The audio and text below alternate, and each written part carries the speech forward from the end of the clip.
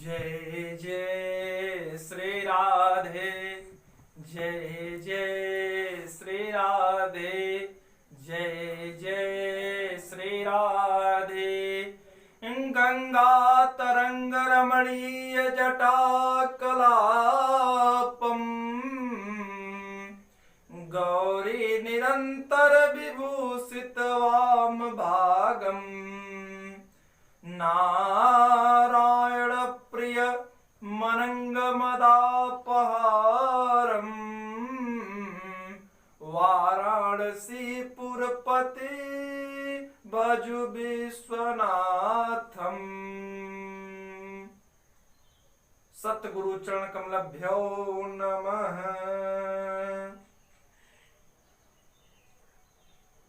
सीताराम सीताराम सीताराम कहिए, जाहि विध राखे राम वाहि विधि रहिए। सीताराम सीताराम सीताराम कहिए, जाहि विध राखे राम वाहि विध रहिए। मुख में हो राम नाम, राम सेवा हाथ में। मुख में हो राम नाम, राम सेवा हाथ में। तू अकेला नहीं प्यारे, राम जी तेरे साथ में। विधि का विधान जान, हानि लाभ सहिए। जाहि विध राखे राम वाहि विध रहिए। सीताराम सीताराम सीताराम कहिए, जाहि विध राखे राम ताहि विध रहिए। सीताराम सीताराम। भक्तों, सत्य सनातन हरि कथा, भगवान की कथा, भगवान का सुंदर चरित्र, सत्संग। सत्संग जरूरी क्यों है? क्योंकि बाबा गोस्वामी तुलसीदास जी कहते हैं कि बिनु सत्संग विवेक न होई, राम कृपा बिनु सुलभ न सोए। बिनु सत्संग, लिखे हैं कि बिना सत्संग विवेक नहीं होता। किताबें पढ़ लीजिए, बड़े बड़े श्लोक पढ़ लीजिए, लेकिन जब तक संतों का संग नहीं होगा, जब तक कथा नहीं श्रवण होगी, तब तक विवेक नहीं हो सकता, नहीं हो सकता।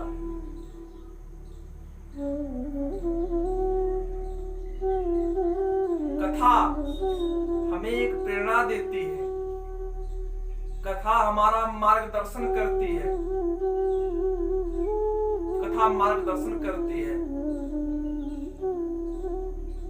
आज का जो जीव है, आज के जो लोग हैं, यह महाराज अपनी गलती मान नहीं सकते। अगर गलती कर दिया तो नहीं मानेंगे। क्यों नहीं मानेंगे? क्योंकि उनके अंदर वो गुण नहीं है। वह अपना दोष दूसरे पे देंगे। अगर वह असफल हुए तो कहेंगे कि हम उनकी वजह से असफल हो गए, यह कारण हो गया कि असफल हो गए।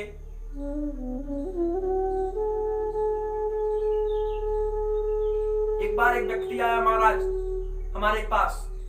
उसने कहा कि महाराज, यह जो कलिकाल है, जो कलयुग है, यह सही नहीं है महाराज। कलिकाल में लोग पातकी हो चुके हैं, यह कलिकाल सही नहीं है। तो उसे हमने बैठाया और कहा कि क्या आपको परेशानी हो गई? कहे पंडित जी एकदम सही नहीं है, एकदम गड़बड़ है। तो बड़ा सुंदर कथा उसे हमने सुनाया। कौन सी कथा? हमने कहा कि कलयुग 4 भाई हैं। कहे 4 भाई हैं? कहे हाँ। कहे कलयुग 4 भाई कौन कौन से?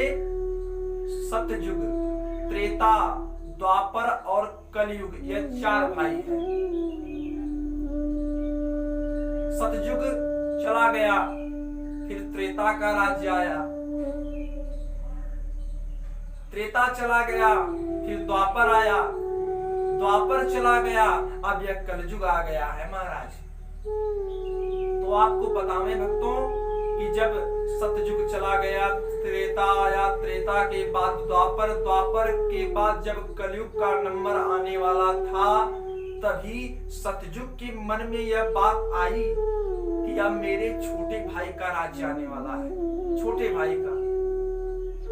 और यही बात त्रेता के मन में भी आई कि मेरे छोटे भाई कलयुग का राज्य आने वाला है।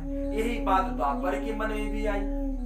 तीनों के मन में यह बात आई कि छोटे भाई का राज्य आने वाला है, तो महाराज राज्य कैसे करते हैं, यह जो नीति है उसे बता दी जाए। तो सतयुग ने अपने छोटे भाई त्रेता को अपने पास बुलाया, द्वापर को बुलाया। तीनों ने आपस में मंत्रणा की कि कलयुग को कुछ शिक्षा दे दी जाए, उसे कुछ नीति बता दी जाए कि किस प्रकार से राज्य का निर्वाह करते हैं, किस प्रकार से राज्य को चलाया जाता है। इसके बाद सतयुग ने अपने दूत को कलयुग को बुलाने के लिए भेजा। कहा कि हे भैया दूत, आप जाइए और कलयुग को बुला लाइए, उनसे कह दीजिएगा कि आपके तीनों बड़े भाई आपका इंतजार कर रहे हैं, क्योंकि आपका राज्य आने वाला है और वह आपको कुछ नीति बताना चाहते हैं। दूत आया महाराज, अब कलयुग का दरबार लगा हुआ है, कलयुग बैठा हुआ है, दूत आया। दूत जब कहा कि ऐसी ऐसी बात है, आपके बड़े भाइयों ने आपको बुलाया है। कलयुग ने कहा क्यों बुलाया है, अब तक उन्हें हमारी याद नहीं आई, अब मेरा राज्य आने वाला है तो उन्हें हमारी याद आई है, क्यों बुलाया है बताइए। कहे कि आपको वह नीति बताना चाहते हैं। कहे कैसी नीति, कहे आपका राज्य आने वाला है तो किस प्रकार से राज्य किया जाए, यह नीति आपको बताना चाहते हैं। कलयुग हंसने लगा जोर जोर से, कहे रे राम बताइए, जब तक उनका राज्य था तो हमें किसी ने नहीं पूछा, अब हमारा राज्य आया तो हमें पूछने लगे महाराज। कलयुग ने कहा कि हमारा कोई भाई नहीं, मैं किसी का भाई नहीं हूं, जाकर उनसे कह दो तुम। दूत ने जाकर बताया कि कलयुग आपके जो छोटे भाई है उन्होंने मेरा अनादर किया, मुझे भगा दिया, और उन्होंने यह भी कहा है कि उनका कोई भाई नहीं है। सतयुग, त्रेता, द्वापर ने तीनों ने आपस में विचार किया कि भले ही उसने असत्य बोला हो, लेकिन हमारा छोटा भाई है, उसे समझाना हमारा कर्तव्य है, इसलिए हम तीनों स्वयं चलेंगे उसके राज्य में। तो महाराज क्या हुआ, तो तीनों भाई कलयुग के राज्य में आए। अब यहाँ देखिए कलयुग का राज्य है, कलयुग बैठा हुआ है, तीनों भाई आए लेकिन खड़ा नहीं हुआ। क्यों खड़ा नहीं हुआ, क्योंकि इसके हृदय में उनके लिए कोई सम्मान नहीं, कोई सम्मान नहीं कर रहा है। कलयुग बैठा हुआ अपने सिंहासन पर, तीनों भाई आकर खड़े हो गए, उनके लिए कोई बैठने की व्यवस्था नहीं की गई। क्यों नहीं की गई, क्योंकि कलयुग उनका अपमान कर रहा है महाराज, कोई व्यवस्था नहीं की गई। तब सतयुग ने बोला कि हे भैया, मैं आपका भाई सतयुग, आपका बड़ा भाई, मैं आपको कुछ बताना चाहता हूं। जैसे ही कहा बताना चाहता हूं, कलयुग ने कहा चुप, चुप हो जाओ। अरे सतयुग, तू मुझे शिक्षा देगा, तू, तेरे राज्य में सत्यता की परीक्षा ली गई, राजा हरिश्चंद्र ने सत्य बोला और तुम्हारा जो नियम था, जो कानून था, तुमने उन्हें डोम बना दिया, डोम। और तुम बता रहे हो कि राज्य कैसे करते हैं। सतयुग की मूड़ी नीचे हो गई महाराज, कुछ बोल न सका। इसके बाद त्रेता बोलने का प्रयास किया, तभी कलयुग ने कहा, अरे त्रेता तू भी आया है मुझे सिखाने। तेरे राज्य में बड़ा भाई है, छोटा भाई है, बड़े भाई की पत्नी, 3 लोग जाकर कुटिया बनाकर रह रहे हैं बड़े प्रेम से। अब कोई राक्षस आता है और उनकी पत्नी को हरण करके लेकर चला गया। राम लक्ष्मण सीता कुटिया बनाकर रह रहे थे और रावण आया, हरण करके लेकर चला गया। तेरा राज्य था, तेरा कैसा नियम था कि कोई राक्षस हरण करके लेकर चला गया, अब तू मुझे सिखाने आया है। इस प्रकार से कलयुग ने अपने बड़े भाई को, दोनों को डांटा कि तुम लोग मुझे क्या सिखाओगे। और जब यह व्यवस्था द्वापर ने देखी तो वो निकलकर भागने लगा। क्यों? क्योंकि अब मेरा नंबर आने वाला है महाराज, मुझे कैसा शब्द बोलेगा। तभी जब द्वापर जा रहा है, कलयुग ने कहा, सुन सुन सुन द्वापर, कहां जा रहा है तू भी आया था सिखाने, मुझे शिक्षा देने आया था। सुन सुन इधर आ। कहे क्या महाराज? कहे कि तू भी आया है, तेरे राज्य में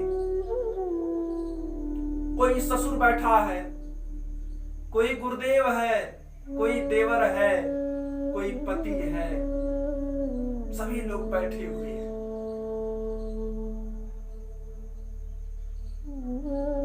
और उसी राज्य में चर्चा क्या चल रही है महाराज कि उस राज्य के कुल वधू को नंगा कर दिया जाए। उस सभा में द्रौपदी के 5 पति बैठे हैं, गंगा पुत्र भीष्म। जब भीष्म बाण चलाते थे तो किसी में सामर्थ्य नहीं था कि उनके सम्मुख आकर खड़ा हो जाए। भीष्म जैसा ज्ञानी जिस सभा में बैठा हो, गुरु द्रोणाचार्य जैसा ज्ञानी बैठा हो महाराज, धृतराज बैठे हैं, देश देशांतर के राजा बैठे हुए हैं, और उसी सभा में चर्चा चल रही है कि द्रौपदी को नंगा कर दिया जाए। ये तेरा कैसी नीति थी तेरी? तुम मुझे शिक्षा देने आए हो?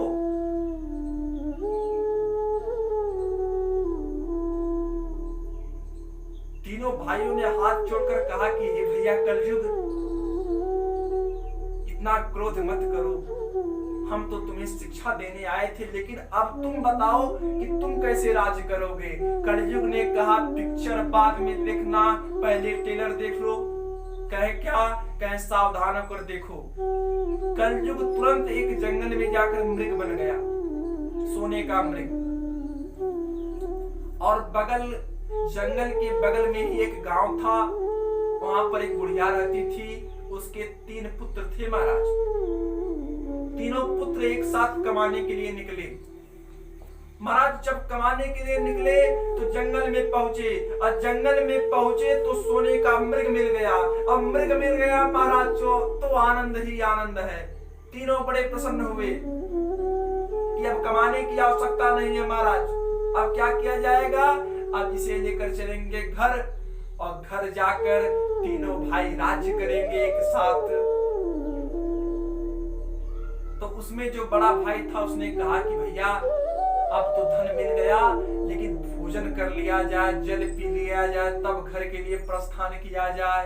तो बड़ा भाई भोजन लेने चला गया, जो सबसे छोटा था वह जल लेने चला गया, जो बीच वाला था वह तलवार लेकर रक्षा करने लगा। किस चीज की? धन की, जो सोने का मृग है।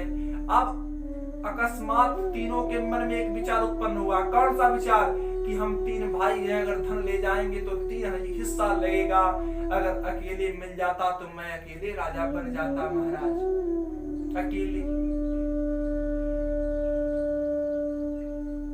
अकेले राजा बन जाता।